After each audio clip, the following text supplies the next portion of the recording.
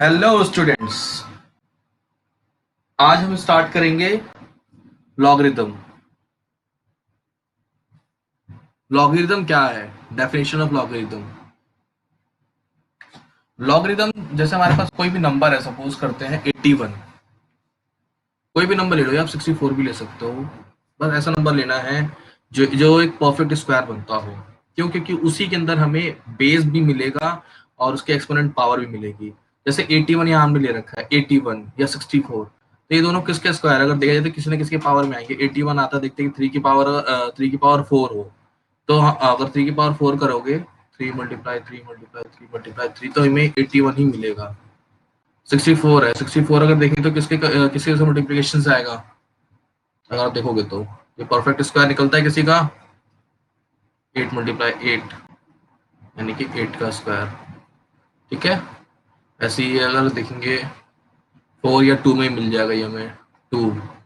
तो 2 की पावर कितनी हो जाएगी? 8 हो जाएगी। 2 की पावर 8 तो 64 में मिल जाएगा।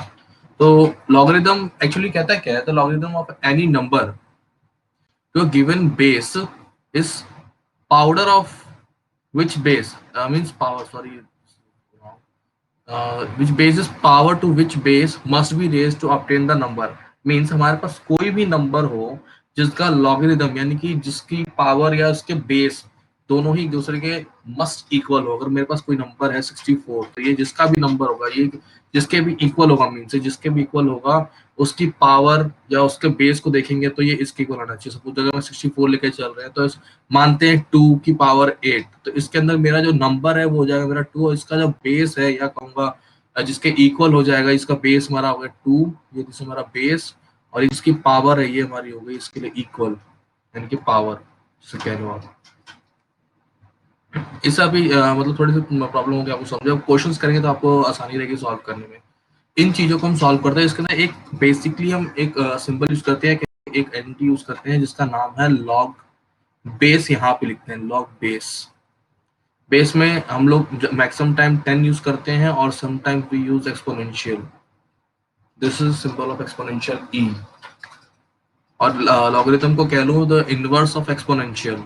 इसको अगर एक कहूँ तो इसको लॉगरिथम को ये भी कह सकते हैं इनवर्स ऑफ एक्सपोनेंशियल। एक्सपोनेंशियल अगर आप सभी ने पढ़ा होगा और नहीं पढ़ा है तो बता देता हूँ। सपोज दैट मान लीजिए ये कोई ग्राफ है, कोई भी आपने पढ़ा हो यहाँ, जैसे कि ग्राफ जा रहा है। ठीक है। तो ये ना एक्सपोनेंशियली बढ़ रहा है, जैसे y equal to e x, y equal to x square, like जो भी हो। ये एक्सपोनेंशियल इसे कहते हैं एक्सपोनेंशियली किसी चीज का बढ़ना। तो इन्हीं का इनवर्स होता है ये लॉगरिथम। इसी चीज का इनवर्स होता है लॉगरिथम, इनवर्स ऑफ एक्सपोनेंशियल। इसको आगे सॉल्व करेंगे, क्वेश्चंस करेंगे तो हमें ज्यादा अच्छे समझ में आएगा। अब जैसे यहाँ पे देखो लिखा हुआ है क्वेश्चन सिंबॉलिक लॉग बेस 3 है इसका। Log base 3 81। हमें ये प्रूव करना है कि किसके इक्वल है। देखो यहाँ पे क्या है लॉग बेस 3, यानी कि जो 81 है ये जिसका भी बेस है वो 3 का बेस है, यानी कि 81 निकालना है बेस 3 को लेके किसके इक्वल आएगा। अभी हमने ऊपर देखा है 3 की पावर 4 कर दें तो 81 के इक्वल हो जाती है। तो इसका जो इक्वल आया ये पावर किसके इक्वल आई? 4 के। तो हमारा यहाँ पे आंसर हमने 4 लिखा है। अगर सपोज करते हैं यहाँ पे लॉग बेस लॉग बेस 3 81 लिखा हुआ है, मैं लिख देता हूँ सपोज करके लॉग बेस 264 किसके इक्वल होगा? बेस मेरा यहाँ पे 2 है और मैंने जो नंबर मैंने लिखा है वो 64 है। लॉग किसका है? 64। बेस मेरा 2 है, तो यानी कि 2 की ऐसी कितनी पावर होगी जो 64 के इक्वल होगी? यहाँ मान के चलते ये हमारे 8 होगा। तो जो नंबर जो हमारा पावर मिला वो क्या मिला? 8, यानी कि log base 264 is equal to 8। वैसे यहाँ देखो इसके जनरल हम लिखते हैं, जो जनरल इसका इक्वेशन लिखने का तरीका है वो है n equal to a power x, और इसको ही हम लिखते हैं log base a n equal to x। इसी फॉर्मेट को जो हम ऊपर लिखते पढ़ते हुए आ रहे हैं, यानी कि this one is written in this form and this form is written in this form in the logarithm. ठीक है। कुछ इसमें फॉर्मूलाज है लॉगरिथम के जो हम अभी देखेंगे। और लॉगरिथम को कैसे हम चेंज भी कर सकते हैं, यहाँ देखिए अब मैंने कुछ एग्जांपल्स लेके दिए हुए जो पावर के फॉर्म में है। 1000 है, 1000 को हम लिख सकते हैं 10 के पावर 3। अगर किसी की पावर 0 हो तो उसको हम 1 लिख सकते हैं, किसी की पावर 1 होता है एज इट इज, वो इक्वेशन है ये तो पता है। तो ये सब इसको लिख सकते हैं। इसको हम किस फॉर्म में, अगर इस चीज को मेरे को लिखना हो लॉग के फॉर्म में, तो मैं इस तरह लिख सकता हूँ। आप देखिए यहाँ पे,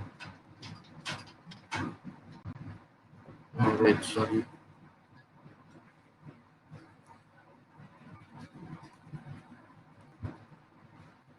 log base 10 1000 equal to 3।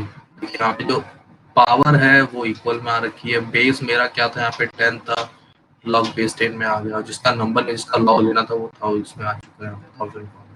Same as अगर a की पावर 0 इक्वल टू 1 है तो इसको कैसे लिख सकते हैं, लॉग बेस मेरा a है, यहाँ पे लॉग बेस a पावर मतलब कौन से नंबर का निकालना है 1 के लिए, तो किसके इक्वल पावर हमारी 0 हो जाएगी।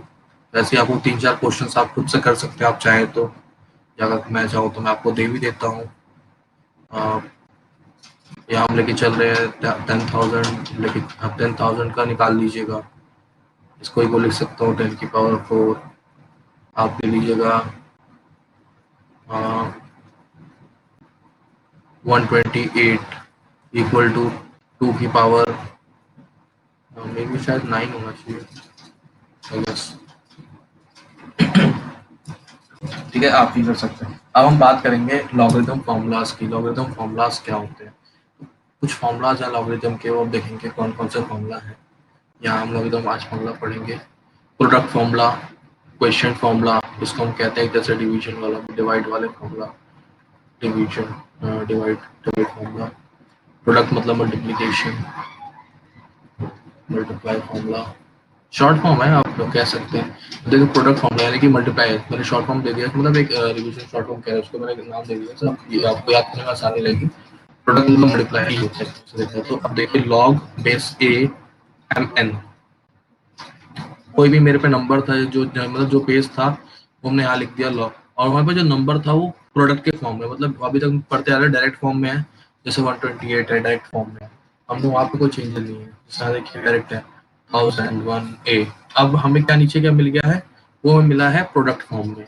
कोई भी नंबर हो सकता है प्रोडक्ट फॉर्म में, सपोज दैट 8 मल्टीप्लाई 8 हो जाए, 8 मल्टीप्लाई बाय 9 हो जाए, कुछ भी मिल सकता है 8 मल्टीप्लाई बाय 9। तो इसको हम कैसे चेंज करेंगे? अगर हम डायरेक्टली इसको सॉल्व करेंगे तो हमें नहीं मिलेगा, कोई नंबर नहीं मिलेगा जिसके इक्वल बनेंगे। तो इसको हम चेंज करेंगे, पहले इस फॉर्म को ब्रेक करेंगे। तो इस फॉर्म में ब्रेक कर सकते हैं इस तरह से फॉर्मूला यूज करके। अब 8 इंटू 9 था तो लॉग बेस ए, एम मेरा 8 है, प्लस लॉग बेस ए, और ये मेरा 9 है। अब बेस वहाँ पे क्या है, यहाँ पे हमें इसने पूछा नहीं है, हो सकता है हमें क्वेश्चन में दिया हो ए जो हमारा लॉग बेस ए जो हमारा 10 हो, या मतलब यहाँ पे 10 है, या हो सकता है लॉग बेस ई भी हो सकता है। तो कुछ भी पूछ सकता है, उसके अकॉर्डिंग हमारा बेस चेंज हो जाएगा। तो इसको इस तरह हम चेंज कर सकते हैं अगर हमें कोई नंबर हमें प्रोडक्ट में दे रखा हो। अब बात करते हैं क्वेश्चन फॉर्मूला की, जिसे कहते हैं डिवाइड फॉर्मूला, डिवीजन फॉर्मूला। ठीक है, तो ये है देखिए, इसके अंदर में वहाँ m मल्टीप्लाई बाय n दे रखा है, m डिवाइड बाय n दे रखा है। तो log base a m divide by n, इसको हम इस फॉर्म में चेंज करते हैं। वहाँ प्लस आ रहा था, उन दोनों को इन दोनों को अलग करने पे यहाँ माइनस आएगा। आप देखेंगे हमने यहाँ हम देख रहे थे प्लस आ रहा था ये, लेकिन यहाँ पे माइनस आ रहा है। तो ये एक फॉर्मूला हो गया इसका, मल्टीप्लाई और डिवीजन। एक फॉर्मूला होता है बेस चेंज फॉर्मूला, जहाँ पे हमें बेस को ही चेंज करना पड़ता है, क्योंकि कभी कभी ऐसा हो कि आपको बेस नहीं मिलेगा, बेस के अकॉर्डिंग उसका क्वेश्चन ना, मतलब उसका आंसर ना मिले, उसका नंबर ना मिले बेस के अकॉर्डिंग, तो हम बेस भी चेंज कर सकते हैं। उसका फॉर्मूला है बेस चेंज फॉर्मूला। देखिए log a base m, log base a M.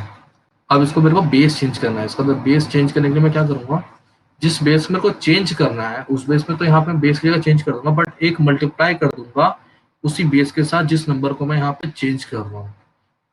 ठीक है, अब देख सकते यहाँ पे मेरा बेस ए था, ए को मैंने चेंज करना था बी के फॉर्म में, तो मैंने क्या किया, लॉग बेस बी लगाना था, यहाँ पे मेरे को एक ही जगह पे मैंने बी लगा दिया, जो मेरा नंबर था मैंने वो, बट ये किसके किसके अकॉर्डिंग आया है, यहाँ पर कुछ तो इसमें ऐड हो गया, चाहे तो कुछ भी तो होना चाहिए ना यहाँ पे, कुछ भी जिसके कारण हम ये चेंज कर पा रहे हैं। तो जो था उसको मैं मल्टीप्लाई कर रहा हूँ log base a with number b. अगर इसको सॉल्व करूंगा तो एज इट इज यही मिलेगा मेरे को, अगर आप सॉल्व करेंगे जब ये क्वेश्चंस करेंगे तो उसके अंदर। तो इसके अकॉर्डिंग मैंने इसको चेंज कर दिया, इसको मैंने चेंज कर दिया बेस इसका ए से मैंने बी कर दिया विद दिस हेल्प। तो ये आपको याद रखना है, इसको कभी आपको नहीं भूलना है, ये आपको चेंज करने में हेल्प करेगा उस चीज को। ठीक है, इसके ऊपर बहुत सारे क्वेश्चंस हैं, आप चाहे तो आप कर सकते हैं, आपको मिल भी जाएंगे, या मैं आपको जो नेक्स्ट वीडियो आएगी मैं उसको मैं आपको करा भी दूंगा। बट इसके बाद अब हम करेंगे कैलकुलस में आएंगे, लॉगरिथम के बाद लॉगरिथम।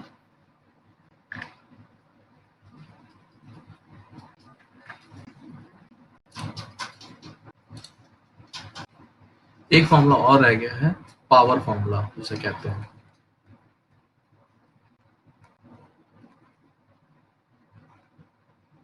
पावर फॉर्मूला क्या है, जैसे हमारे पास दे रखा कोई number log base a m की पावर एन, इसको हम कैसे चेंज कर सकते हैं? तो इसमें कुछ नहीं होता, जो पावर होती है, जो नंबर के साथ जो पावर गिवन होती है, वो पावर जस्ट एन लॉग के साथ मल्टीप्लाई हो जाएगी, means n multiply by log base a M.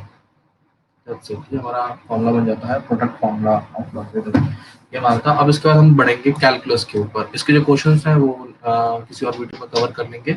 अभी हम बातें हैं कैलकुलस। अब कैलकुलस भी दो तरह से होते हैं, दो तरह कैलकुलस होते हैं, मतलब कैलकुलस में देखिए दो दो कैलकुलस होते हैं, एक होता है डिफरेंशियल कैलकुलस, एक होता है इंटीग्रल कैलकुलस। आज अभी हम करने वाले हैं डिफरेंशियल कैलकुलस। देखो, डिफरेंशियल और इंटीग्रल में बस बहुत थोड़ा फर्क है। ठीक है, डिफरेंशियल, अगर कोई चीज हमें कम करनी है, इस चीज को हमें कम करना है, तो हम क्या करेंगे, उसको डिफरेंशिएट करेंगे। इस डिफरेंशियल को ही हम कहते हैं डिफरेंशिएट, इसका दूसरा नाम है, जब हम सॉल्व करते हैं तो डिफरेंशिएट करना कहते हैं। तो डिफरेंशियल का ही नाम है, कोई चीज हमें माइनस करनी है या हमें कोई चीज हमें कम करनी है, लेस करनी है, तो हम उसको डिफरेंशिएट करते हैं, डिफरेंशियल कैलकुलस यूज करते हैं।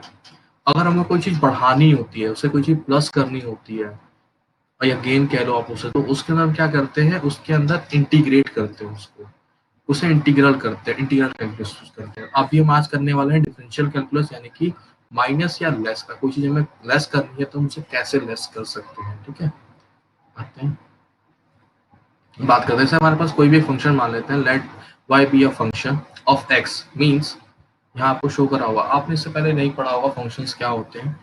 आप चाहे मैथ जो है, मैथ सेकंड चैप्टर या फर्स्ट चैप्टर है, रिलेशन एंड फंक्शन, उसके अंदर आप पढ़ सकते हैं कि फंक्शंस क्या होते हैं। फंक्शन जैसे मान लेते हैं y इक्वल टू यहाँ एफ एक्स लिखा हुआ है, तो ये जो y है कोई नंबर होगा, ये नंबर किसी का फंक्शन है, मतलब सपोज कह सकते हैं y be a function of x, यहाँ पे लिखा हुआ है, तो मतलब जो y है ये फंक्शन ऑफ x है। यहाँ पे फंक्शन नंबर हमने टर्म जो यूज करी है वो f को यूज करा है।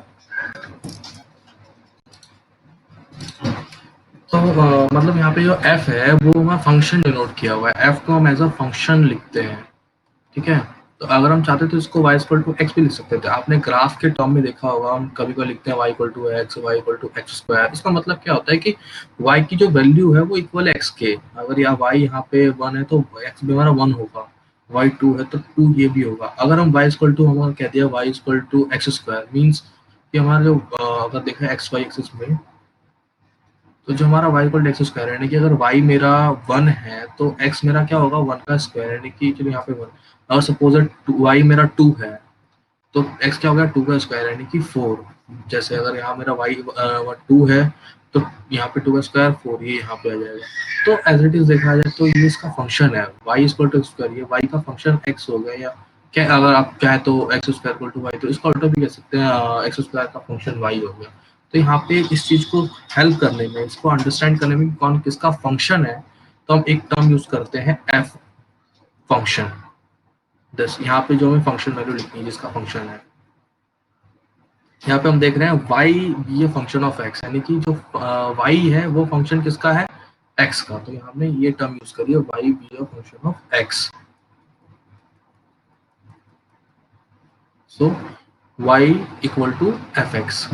ठीक है, अब हम इसको आगे सॉल्व करेंगे। यहाँ पे बोला है suppose the value of x is increase by small amount of del x। अब यहाँ पे एक टर्म आई है डेल x, जो मतलब 10th के बच्चे अभी आए हैं उनको नहीं पता होगा ये डेल क्या है, या ऐसे जो कहते हैं डेल्टा भी इसे लोग कहते हैं। ठीक है, इस छोटे से ट्राइंगल को, तो इसे हम लोग कहते हैं डेल। इसके दो नाम है, एक इसे डेल भी कहते हैं और इसे कहते हैं डेल्टा। जो अभी आपको 12th तक पढ़ना है और कुछ नहीं जानना है, 12th के बाद इसके बहुत सारे नाम हैं, डोंट वरी। तो एक डेल और डेल्टा, डेल एक्स मतलब कि अगर कोई मेरे पास लाइन है, सपोज ये मेरे पास लाइन है, इसकी मैं डिस्टेंस कहता हूँ ये 8 सेंटीमीटर की है, अगर किसी ने मेरे से कहा कि बहुत स्मॉल अमाउंट ऑफ इसमें इंक्रीमेंट हुई, मतलब बहुत ही छोटे अमाउंट का ये लाइन इसमें इंक्रीमेंट मतलब बड़ी है, तो कितना होगा? अगर छोटे अमाउंट उसने बोला है ना, बहुत छोटा, लिटिल, बहुत ही ज्यादा छोटा, तो उसे हम मैं उसे डिनोट करूंगा लाइक मेरे पे इसमें इंक्रीमेंट हुई है 0.01 सेंटीमीटर, ठीक है? तो ये जो मेरा इंक्रीमेंट है ना इस लाइन के अंदर, ये बहुत छोटा है एज कम्पेयर टू दिस, तो मैं इसको क्या कहूँगा, बहुत छोटा है, तो इसको मैं, अगर मैंने एक्स माना हुआ था तो इसको मैं डेल एक्स मान लूंगा, ठीक है? तो यहाँ पे डेल, ये एक्स मतलब यहाँ पे ये इस नंबर को मैंने एक्स माना, और सपोज दैट यहाँ एक्स 8 है, तो यहाँ पे डेल 8 हो जाएगा, ठीक है? तो डेल 8 जो फंक्शन, ये जो वैल्यू है, मैं वहाँ लिख सकता हूँ 8 मल्टीप्लाई मतलब प्लस हुई है, इंक्रीमेंट हुई है, तो डेल 8 की वैल्यू जो भी हो यहाँ पे मतलब 8 है, और इसकी जो भी वैल्यू आएगी वो मतलब 0.01 हो, जो भी हो वहाँ लिख सकता हूँ। तो डेल का मतलब है बहुत छोटी अगर इंक्रीमेंट हो या बहुत छोटा कहीं चेंज हो, इंक्रीमेंट की बात नहीं करेंगे, सिर्फ इंक्रीज ही नहीं होना, अगर कम भी हो रहा है तो भी हम डेल ही यूज करेंगे, बस छोटा होना चाहिए। अगर बहुत छोटी चेंज, बहुत ही छोटे मान लो चेंज आता है कहीं भी कोई फंक्शन हो या कोई नंबर हो, तो हम वहां पे यूज करते हैं डेल। डेल के साथ जिसका चेंज आ रहा है वो फंक्शन यहाँ पे। तो यहाँ पे ये कह रहा है कि हमारे पास कोई एक वैल्यू है एक्स जो इंक्रीज हो रही है स्मॉल अमाउंट, मतलब बहुत ही छोटे अमाउंट से इंक्रीज हो रही है, जिसको हमने यहाँ पे डिनोट किया है डेल एक्स से। और ये फिर यहाँ पे बोलता है then the value of y also increase the amount of del y, और ये भी कहता है फिर एक y फंक्शन भी, एक y नंबर भी है, ये वैल्यू है जो वो भी इंक्रीज हो रहा है, वो भी इंक्रीज हो रही है small amount of del y, मतलब x और y दोनों ही इंक्रीज हो रहे हैं एक छोटे छोटे अमाउंट से अपने, डेल x और del y।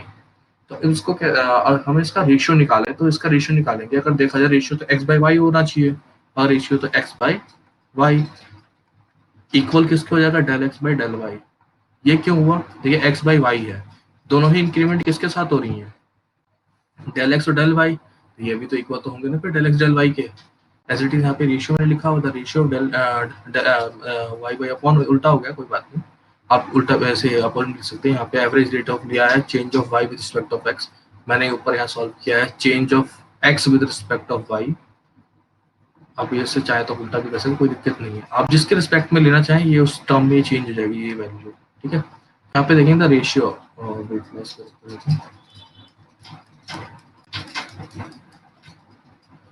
the ratio of del y upon में del x is called the average rate of change of y with respect of x। मतलब जो रेशियो आया है del y by del x, ये average rate of change है किसका, y का with respect of x। अगर मेरे को कहना होता कि the average rate of change निकालो x का विद रिस्पेक्ट ऑफ y, तो मीन्स हमारा ये आ जाता है del x और del y, तो जिसके रिस्पेक्ट में निकाल रहे हैं वो चीज नीचे आ जाती है, मतलब वो चीज डिनोमिनेटर में आती है, क्योंकि उसके रिस्पेक्ट में निकाल रहे हैं, उसके अकॉर्डिंग निकाल रहे हैं कि हमारे क्या चेंजेस आ रहे हैं। तो ये है, तो हम देखेंगे यहाँ, देखिए क्या है, del x approaches zero, then limiting value of differential coefficient will be del y upon में डेल एक्स। अगर डेल एक्स अप्रोच कर रहा है जीरो तक, ठीक है, और सपोज दैट डेल एक्स हमारा जीरो हो जाए, तो क्या होगा? आपने देखा होगा किसी भी नंबर को अगर जीरो से डिवाइड कर दें, किसी भी नंबर को अगर हम जीरो से डिवाइड कर दें, तो क्या होता है? वो वैल्यू इनफाइनाइट हो जाती है, वो वैल्यूज हम कहते हैं नॉट डिफाइंड, जो अभी तक आप पढ़ते आ रहे थे, ठीक है, उसे हम कहते हैं नॉट डिफाइन या इनफाइनाइट। तो अगर यहाँ पे क्या है, डेल एक्स जो अप्रोच कर रहा है जीरो तक, तो लिमिटिंग वैल्यू है इसकी, वो क्या होगी? अगर जीरो हो जाए तो भाई इनफाइनाइट हो जाएगी, तो माइट भी ऐसा नहीं होना चाहिए, जीरो तो नहीं होनी चाहिए फिर। तो इसलिए हम इसको जीरो नहीं होने देंगे, उसके आसपास ही रखेंगे, ठीक है? जब आप लिमिट्स एंड डिफरेंशियल डिफरेंशियबिलिटी भी पढ़ेंगे मैथ्स में, तब भी वहाँ देखेंगे हम टेंस का नंबर एक सिंबल यूज करते हैं वहाँ पे, like delta x tends to zero, मतलब ये जीरो के इक्वल नहीं होता, बट हाँ उसके आसपास होता है, कह सकते हैं कि जीरो के जीरो जैसा है। जीरो नहीं होगा एग्जैक्ट, माइट भी हो सकता है 0.00000001 हो, बट जीरो नहीं होगा, जगह ये वैल्यू कोई तो फाइनाइट वैल्यू आएगी, फाइनाइट वैल्यू आएगी, इनफाइनाइट वैल्यू में नहीं मिलेगी।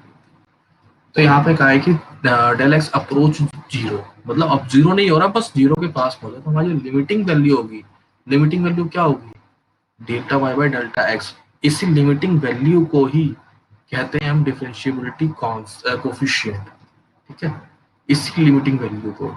Del y by del x को ही कहते हैं डिफरेंशियबिलिटी कांस्टेंट। और इसी को हम आगे देखेंगे तो इसको हम d y by d x में हमने चेंज करके बताया हुआ। आगे जितनी भी हम डिफरेंशियबिलिटी करेंगे वो इसी के फॉर्मूले के करेंगे, d y by d x. ठीक है, एक्स के रिस्पेक्ट में हम कोई भी चीज चेंज करेंगे और वाई हमारा वहाँ पे फंक्शन हो जाएगा, यानी कि d y by d x y, y is the function, कोई फंक्शन जिसको हमें चेंज करना है, जिसका हमें डिक्रीमेंट निकालना है, डिफरेंशियल में हम उसका कम करना चाहते हैं, कम करते हैं किसी चीज को डिफरेंशियल कैलकुलस में। आगे हम क्वेश्चन करते हैं इसके ऊपर, तो इसके बारे में और अच्छे से समझ पाएंगे। आपको बस इतना याद रखना है कि डिफरेंशियबिलिटी कांस्टेंट क्या होती है और कब होती है। अगर कोई हमारे पास फंक्शन है del y by d x, del y by del x, और जो डेल एक्स है वो अप्रोच कर जाए at the end of zero, तो हमारी जो लिमिटिंग वैल्यू है डेल बाई एक्स, वही हमारी डिफरेंशियबिलिटी कांस्टेंट हो जाती है। ठीक है, अगर सपोज दैट कभी कभार आपको क्वेश्चंस में ऐसा ही मिल सकता है, अभी तो हम जनरली आप यही सॉल्व करोगे, d y by d x ही सॉल्व करोगे हर जगह, मैक्सिमम भी कह रहा हूँ मैं, हर जगह नहीं करूँगा, मैक्सिमम भी। बट कहीं कहीं आप देखोगे d x by d y भी है, माइट भी शायद आप 12th में देखोगे, 12th में d x by d y. तो वहां पे क्या है ना कि जो फंक्शन x हो गया है और हम जब चेंज कर रहे हैं विद रिस्पेक्ट टू y कर रहे हैं, ठीक है, अब कोई भी इंक्रीमेंट या कोई भी डिक्रीमेंट होगी वो विद रिस्पेक्ट टू y होगी, और फंक्शन हमारा यहाँ पे x हो गया, बस और ज्यादा कुछ उसमें चेंज नहीं होगा। सब इसको आगे देखते हैं।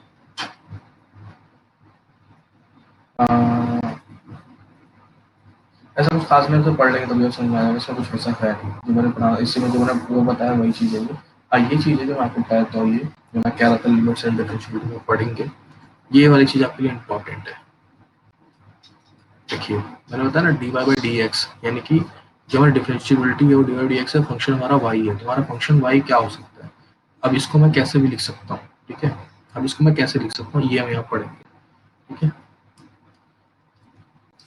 अब ये क्वेश्चन आता है कई बार बच्चों के दिमाग में, सर हमने del y by del x को हमने d y by d x कैसे लिख दिया, हमने ये क्यों लिख दिया। ठीक है, तो यही क्वेश्चन यहाँ पे बता रहा हूँ आपको। यहाँ पे इस चीज को मैंने खास इस चीज से मल्टीप्लाई किया, ठीक है, मल्टीप्लाई किया दिस चीज, दिस मतलब दिस वैल्यू, ठीक है, इस वैल्यू से मैंने इसको मल्टीप्लाई किया, तो मैं इस वैल्यू को पा पाया, दिस वैल्यू आई गेट। तो ये क्या चीज है, ठीक है, ये चीज है एक्चुअली, जैसे मैंने आपको बताया जो हमारा डेल्टा एक्स है ये अप्रोच कर रहा है जीरो को, ये अप्रोच कर रहा है जीरो को, तो जीरो नहीं हो रहा, वो उसके पास जा रहा है। ठीक है, तो ये टेंस्ड हो रहा है, टेंस्ड, तो delta x is tends to zero, ये इसकी लिमिटेशन है, मैंने इसके अंदर इसकी लिमिट से मल्टीप्लाई कर दिया, इसके इस लिमिट से मल्टीप्लाई किया, तो ये अपनी एक आखिरी लिमिट तक, एक अपनी लिमिट तक पहुंच गया, आप उसके लिमिट के आगे मतलब उसके नीचे नहीं जा सकता है। ठीक है, तो जब ये उसके नीचे नहीं जा सकता तो इसकी मैक्सिमम जो लिमिट होगी उसको मैंने इस फॉर्म लिख दिया d y by d x, इसकी मैक्सिमम जो अपनी अपनी जो खुद की लिमिट है उस लिमिट के नीचे नहीं जा पाएगा, तो ये इसी चीज को मैंने इस फॉर्म में लिख दिया है, दैट्स इट। इसको मैंने इसकी अपनी लिमिट से मल्टीप्लाई करके मैंने ये चीज अपडेट करी है। ठीक है, तो ये हमारे डिवाइड बाई डी एक्स हमारे डिफरेंशियबिलिटी कोफिशिएंट मिल चुके हैं। अब इसी के हेल्प से हम आगे क्वेश्चंस भी करेंगे, सॉल्व भी करेंगे, तो मिल जाएंगी चीजें। अब कुछ फॉर्मूलाज हैं जो फॉर्मूलाज हम पढ़ेंगे, सपोज दैट अगर फंक्शन हमारा जो भी फंक्शन हो, वो फंक्शन अगर दे रखा तो फंक्शन चेंज कैसे होगा, ठीक है, उसके बारे में बात करते हैं।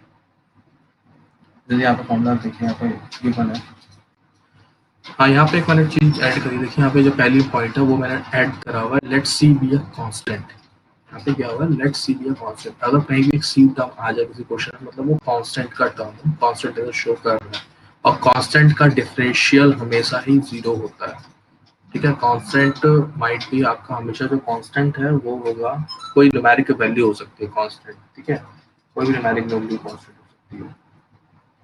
लाइक मैं कहूँ कि differential of 16 is zero, is always zero, अगर ये सिंगल है अगर है तो ये जीरो ही होगी, अगर किसी के साथ है तो वहां पे कुछ और प्रॉपर्टी होती है, वो भी हम सॉल्व करेंगे तो देखेंगे क्या हो सकता है उस टाइम पे। ठीक है, अभी हम बात कर रहे हैं अगर किसी भी कांस्टेंट का डिफरेंशियल करेंगे तो हमारा क्या आना चाहिए, जीरो, यानी कि डिवाइड बाय डीएक्स यहाँ फंक्शन क्या हो गया मेरे लिए, कांस्टेंट हो गया, तो कांस्टेंट आपको क्वेश्चन में गिवन हो गया, ये कांस्टेंट है तो उसका डिफरेंशियल हमेशा जीरो हो जाएगा।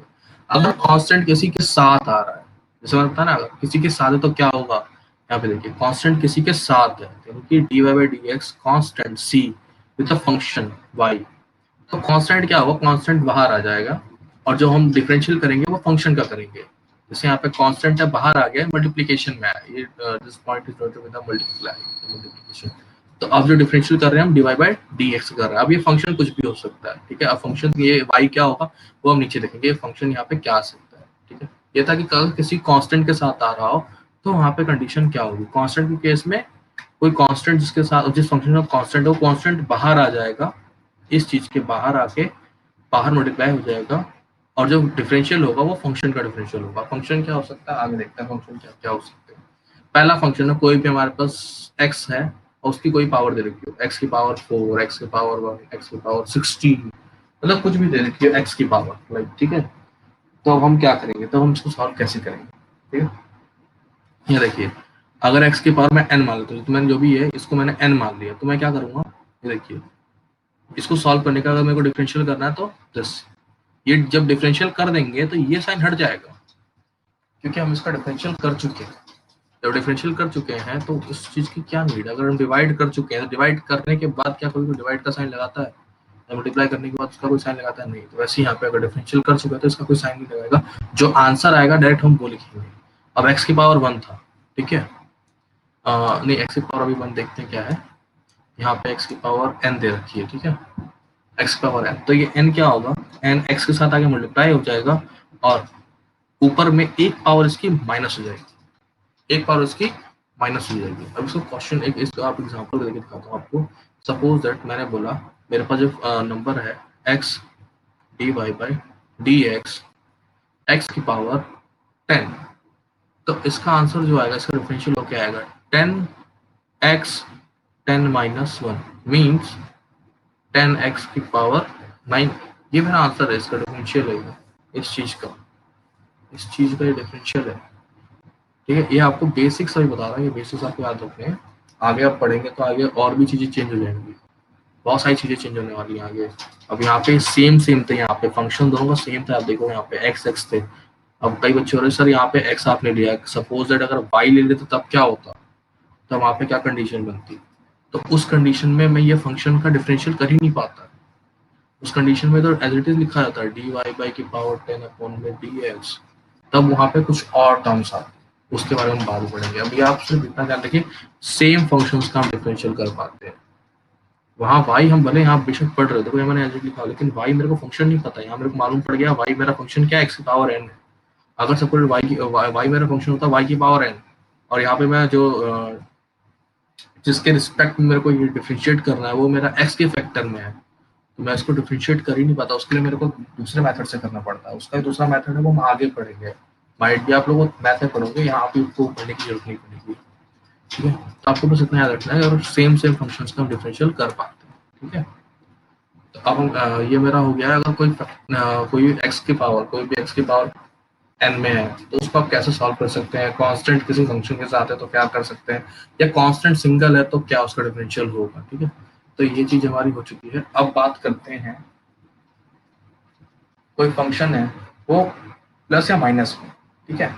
कोई भी फंक्शन अगर प्लस या माइनस में, सब यहाँ पे से शो कर रहा है y is equal to u plus minus है, ठीक है, plus minus v, u plus minus v, यानी कि y और u और y जो हमारे फंक्शंस हैं विथ ऑफ x, ठीक है। ये x के फंक्शंस हैं, जहाँ पे हम x के पावर यूज कर रहे थे, यहाँ पे x के फंक्शन है u और y।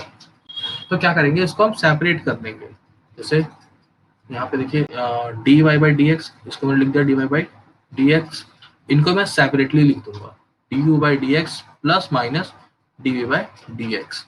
इनको एक साथ करके कंबाइन करके सॉल्व नहीं करूंगा, लाइक जैसे कि d y by d x तो मैंने लिख दिया, अब इसको मैं एक साथ नहीं करूंगा d y by d x u plus minus, ऐसे नहीं कर सकता मैं, ये रॉन्ग मैथड, ये गलत हो जाएगा। इसको मेरे को अलग अलग लेके सॉल्व करना पड़ेगा। अगर प्लस और माइनस में है तो, मल्टीप्लाई और डिवाइड में है तो उसके दूसरे दूसरे फॉर्मूलाज हैं, नीचे बात करने वाले हैं। ये हमारा था एडिशन और सब्ट्रैक्शन के लिए, एडिशन और सब्ट्रैक्शन। अब बात करते हैं प्रोडक्ट, यानी कि मल्टीप्लिकेशन के अंदर क्या होता है, ठीक है। Multiplication product rule, let y is equal to u v, then अगर let y equal to u v, product में है y and u, u and v, sorry u and v multiply में है, तो क्या होगा? देखिए यहाँ पे क्या है, यहाँ एफ एफ लिखा है यानी कि फर्स्ट और सेकंड, फर्स्ट फंक्शन यानी कि u, second function v, second function और यहाँ पे फर्स्ट, यानी कि इसको मैं लिख दूंगा dy by d x, as it is लिख दिया। अब इसका क्या करूंगा, पहला जो फंक्शन है उसे मैं एज इट इज लिख दूंगा, सेकंड फंक्शन को डिफरेंशिएट कर दूंगा, यहाँ पे दिखाया हुआ है, फिर प्लस का साइन लगा के सेकंड वाले को मैं अकेला लिखूंगा, जैसे यहाँ मैंने फर्स्ट वाले को लिखा था, फिर मैं फर्स्ट वाले को डिफरेंशिएट करूंगा सेकंड में, ठीक है। तो यहाँ पे ये साइन प्लस ही आएगा, यहाँ ये माइनस नहीं आएगा, यहाँ प्लस आएगा, ठीक है, ये प्लस में आएगा, प्रोडक्ट में साइन प्लस आता है। तो ये मेरा क्या बन गया, u dv by d x plus v du by d x, यानी कि फर्स्ट फंक्शन और सेकंड फंक्शन का डिफरेंशियल निकाला था, अलग अलग करके निकाला है प्रोडक्ट फंक्शन के अंदर, बट उसका फॉर्मूला है ये, ठीक है, ये आपको नहीं भूलना है। dy by d x equal to u dv by d x plus v du by d x. अब हम बात करते हैं डिवीजन या क्वोशिएंट रूल के बारे में।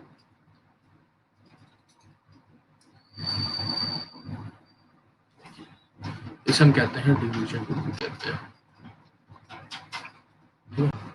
कोई फंक्शन है y जो हमें डिवाइड के फॉर्म में u बाय v, इसको कैसे सॉल्व करेंगे, इसका कैसे डिफरेंशियल निकालेंगे।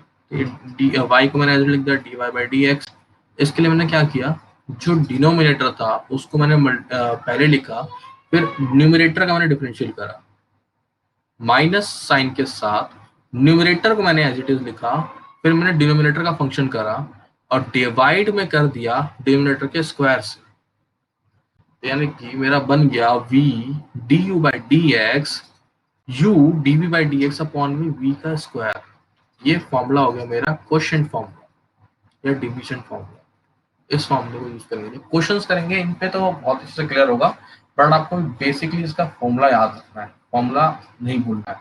प्रोडक्ट का, क्वोशिएंट का या ऊपर जब हमने इतने फॉर्मूले देखे, इन सबको कभी नहीं भूलना है। अगर आप ये फॉर्मूला भूल गए तो समझ लीजिए आप कैलकुलस आप पूरी भूल जाएंगे। बेसिक्स फॉर्मूलास है, अभी तो मेन फंक्शंस आने बाकी है, साइन कॉस टेन कॉट, उसके अंदर क्या क्या वैल्यू होगी, अभी तो मेन बाकी है, तो सिर्फ बेसिक्स चल रहे हैं।